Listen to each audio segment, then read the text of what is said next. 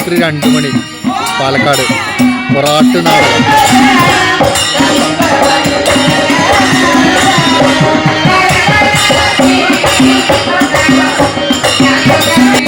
അതായത് രാത്രി 9 മണിക്ക് തുടങ്ങി രാവിലെ 6 മണിക്ക് അവസാനിക്കുന്ന പാലക്കാടിൻ്റെ സ്വന്തം നാടകമാണ് പൊറാട്ടം കളി. ഒരിക്കലെങ്കിലും വന്ന് കാണേണ്ടതാണ്.